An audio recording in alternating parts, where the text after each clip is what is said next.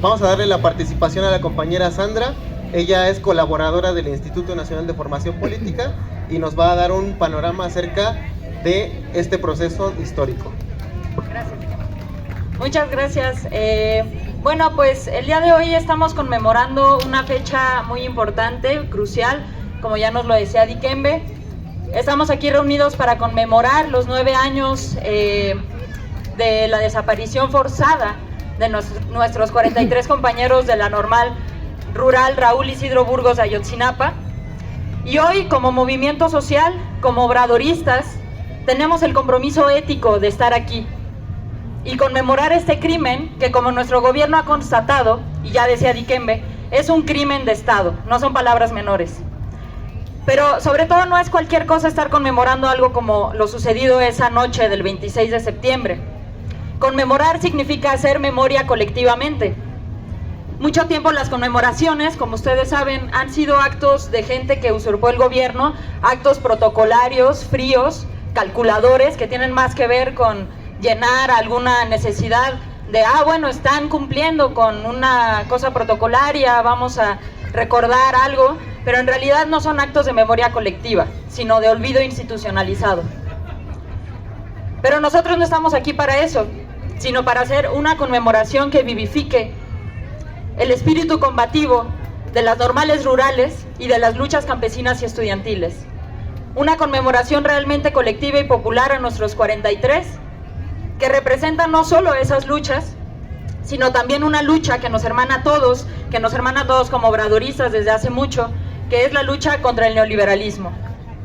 Cobra así pleno sentido la palabra conmemorar, para decir nunca más, porque estamos aquí haciendo un acto colectivo que tiene que ver con mirar al pasado, pero también mirar al presente y al futuro. Estamos aquí para politizarnos y para movilizarnos a través de esta memoria, para decir nunca más, para nunca olvidar, porque sabemos que la desmemoria equivale a someterse. Compañeros, yo les quiero compartir algo un poquito más personal, ahí sí, un poco de cómo yo viví pues el momento, ¿no? El 2014, cuando sucede este crimen de Estado. Cuando sucede este crimen yo tenía 23 años, estaba como muchos jóvenes de mi generación movilizada por diversas cuestiones, estábamos, ya lo saben, bajo un narcogobierno, estábamos en una situación de una violencia desbordada, y en ese momento pues mi generación sabía de masacres y sabía de dolores, pero no sabíamos de ninguno tan grande como el que había ocasionado a Ayotzinapa. Fue una barbarie simplemente inaceptable y no se podía vivir como si nada después de eso. Nunca había visto yo tanta indignación en las calles. Hubo de hecho una marcha que fue en noviembre, una de tantas, la verdad no me acuerdo exactamente la fecha, pero una de tantas de estas marchas llenó el Zócalo durante 5, 6 o 7 horas seguidas. Fue una marcha, yo creo, no sé si sea un dato oficial, pero probablemente fue la marcha más grande que ha habido en la historia del México moderno. La indignación estaba en las calles, se volcó a las calles por algunos normalistas, ¿no?, que habían sido desaparecidos. ¿Y quiénes eran esos normalistas? Nadie sabía de las normales, y quienes sabían normalmente creían que pues eran comunistas, ¿no? Igual que nos dicen hoy en día, son comunistas o son guerrilleros, ¿no? Son un peligro para la sociedad. Entonces la verdad es que fue sorprendente ver que tanta gente se volcara a las calles en esa ola de indignación y de rabia, donde también había mucho amor y había mucha esperanza también por construir un nuevo mundo. Había mucha solidaridad, mucho cariño y mucha esperanza en las calles, frente a este crimen ominoso que representaba sin duda la descomposición social del neoliberalismo a la que nos había llevado la guerra contra el narco de Felipe Calderón precisamente. Y frente a eso el pueblo respondió con esta solidaridad, con esta indignación, con esta rabia, con este cariño a los padres de familia y a las madres de familia de los 43. Resurgió esta solidaridad del pueblo mexicano, que en realidad nunca se ha ido, porque nos han querido hacer creer que somos un pueblo violento, cuando en realidad los violentos pues han sido gente como Felipe Calderón o Enrique Peña Nieto, que precisamente están detrás de estas masacres y de estas desapariciones forzadas. Pero no pudieron con nuestra solidaridad.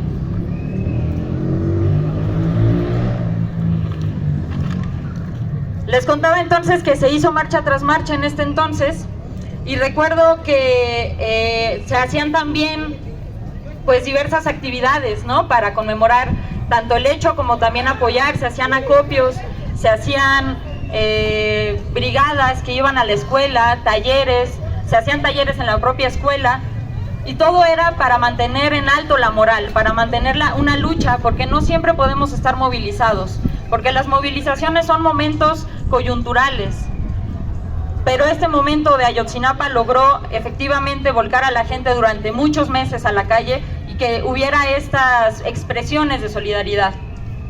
Yo les cuento todo esto porque creo que para comprender al obradorismo y para comprender el momento en el que estamos actualmente, tenemos que comprender la magnitud de este momento de nuestra historia y que la victoria de nuestro presidente Andrés Manuel López Obrador es gracias efectivamente a este gran movimiento social que surgió tras Ayotzinapa y toda la acumulación de agravios que había detrás, ¿no?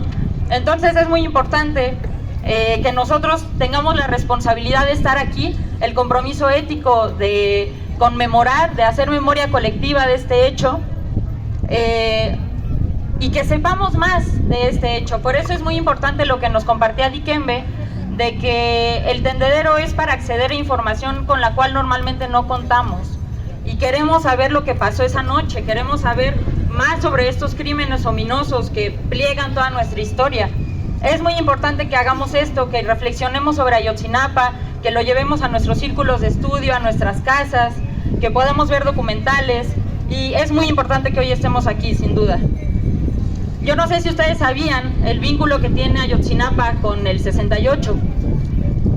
Los jóvenes que fueron desaparecidos forzadamente esa noche iban a conmemorar, precisamente a hacer memoria colectiva sobre el hecho acontecido en 1968, que todos conocemos, la masacre del 68. Y sin embargo, estos jóvenes fueron desaparecidos, fueron precisamente víctimas de otro crimen de Estado tantos años después.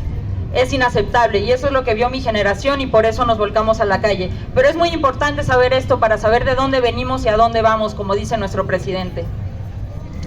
Hoy les comparto que hay más de 80 detenidos por esta ignominia. Estamos en un momento histórico donde afortunadamente han cambiado muchas cosas.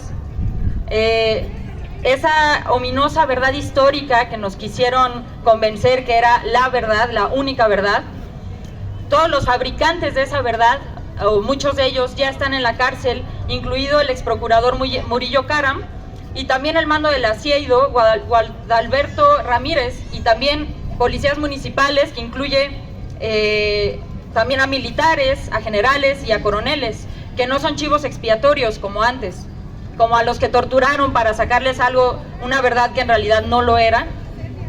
Les comparto también que hubo culpables, hubo chivos expiatorios, gente que en realidad incluso violaron a sus esposas, eso está documentado, fueron a torturar a sus familiares para sacarles un testimonio que ahora sabemos no es verdad, para confesar un hecho que ahora sabemos que nunca pasó, porque eso que nos dijeron de que los jóvenes habían sido matados en un basurero en el río de San Juan no es verdad. Y aquí estamos, en un momento histórico donde nuestro gobierno no acusa inocentes para proteger culpables. Nuestro gobierno no fabrica verdades, sino que las cuenta.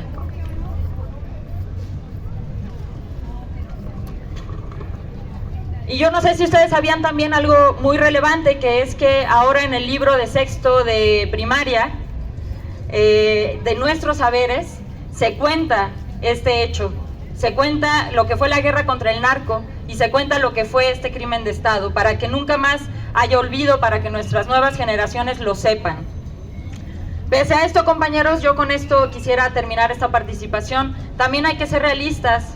Sabemos que ha habido grandes avances que nunca hubiéramos visto bajo un gobierno del PRIAN, pero también es al día de hoy que no sabemos dónde están los 43. Eso es algo que no nos podemos perdonar, algo que no podemos dejar así. Hay madres y padres de familia de los 43 que murieron ya sin saber dónde están sus hijos, y eso no lo podemos perdonar. El ejército, con sus garantías casi metaconstitucionales que ha tenido desde hace tanto tiempo, si bien también hemos visto cambios en su estructura, si bien también hemos visto que nuestro presidente ha abierto algunos de los archivos que el ejército ocultó antes, lo cierto es que también ha evadido parte de su responsabilidad. Y no lo digo yo, lo dice también el GIEI y el grupo interdisciplinario de expertos independientes, que son precisamente quienes nos vinieron a ayudar en esta búsqueda, a quienes el gobierno de Peña Nieto tiró a la calle, les dijo ya váyanse, me están estorbando, y después nuestro gobierno los volvió a invitar.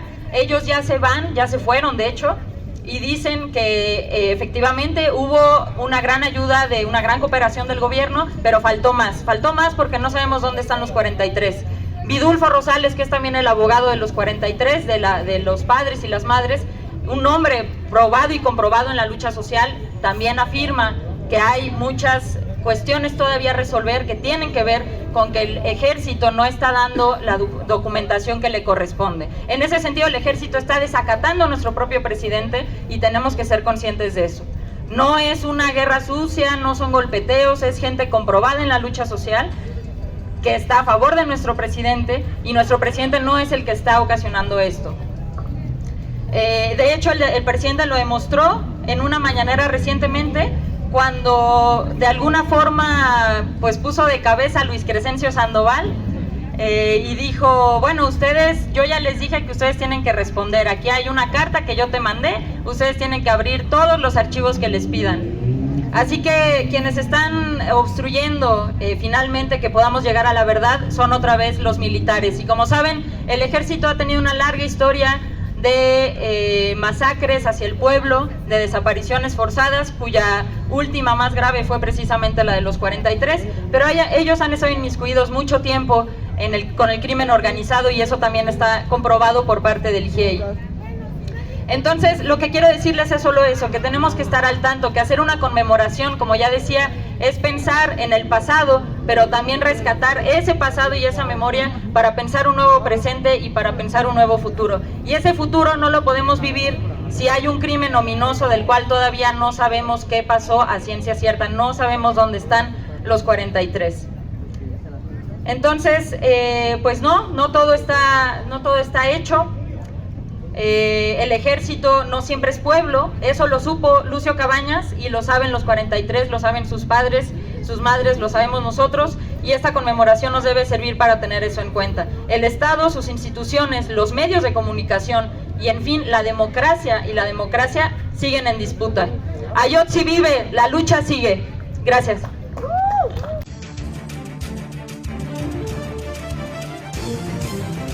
Desde el aire, en 360 grados, con transmisiones en vivo desde el lugar de los hechos, con la mayor tecnología, pero sobre todo, con objetividad e imparcialidad.